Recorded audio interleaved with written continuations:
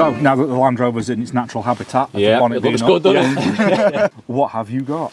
Again, Puma 2.2 tweaked quite well. It does sit. I can see why the bonnet is so tall now. It does sit a long way up. Yeah. It's a quite very high. tall engine, isn't Yeah, it? it's the reason that they reduced the rollover angle from 35 to 30 in the Puma is because of the engine sits quite high. It changed the centre of gravity.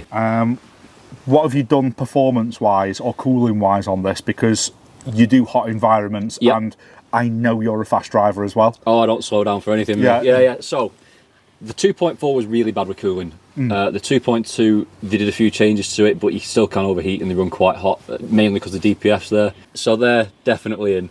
And then what you do is uprate the intercooler to Ali Sport. Yes. Uprate the radiator to Ali Sport, which genuinely, I'm not sponsored by Ali Sport or anything like that. No, I was running to mine, and I had so many heating issues for so long because it's a great big wobble box with a 4-speed gearbox. Yeah. And it's just unbelievably good. So once you've done those two and you uprated the boost pipes, because the factory ones are terrible, you can then start mapping and tuning it. So this is about 180 brake. You can go more with it, especially now the engine's just been completely rebuilt with new head. I think the only thing original is a block and the crank now. Yep. So yeah, you could go more with it, but it's enough. It's not a slouch. Yeah. The amount of times you do a rolling start and then beat the bloke next to you to a traffic light who's 22 years old in a 1.4 Corsa, and then you put the window down on purpose because he comes up and he's like, "Why is it that?" You know, it's enough, definitely enough. Yeah. Nice one. Any other mods on there, or is that just how you've got the sweet spot of just enough power, just enough cooling, just enough to do everything? Just enough to keep everything perfectly reliable. That's the main thing, because these are only rated to 150,000 mile. Yep. So unlike the TD5 where you can get 200,000 out of it and then you might start having problems, these are 150. It's new penny though, isn't it, with yours, because it is fully rebuilt? Yeah, the only thing original is the block and the crank now. Sweet. The cams are new and everything. And so it's a very tall engine, and this changes it from a lot of other Land Rovers on the older ones and stuff. So it's taller there, and it's also, is it got a lower sump as well, or? It has. So the original, this comes out of a transit engine. It's a transit engine essentially. So they had to change the sump to fit over the axle, so it's a different sump on it. But other than that, the turbo's different as well. But other than that, it is a transit engine.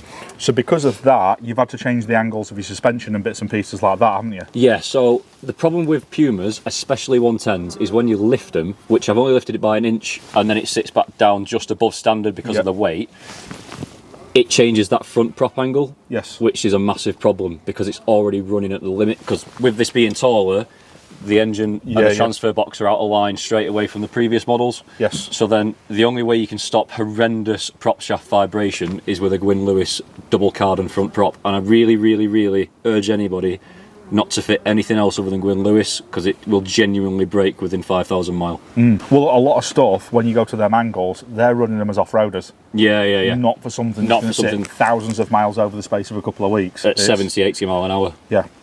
That's the main problem with these. It's expensive to put right, but it's well worth putting right, because the prop shaft will go, you'll put new UJs in it, and then eventually you're just going to start wearing down your transfer box flanges. So it's that's the thing with Land Rovers. You can do anything with them, but everything you do, there's 3 other knock-on effects to it. Whereas this now is brilliant. It's 100%, I want to say, reliable, because the CVs are Ashcroft 300M. Yep.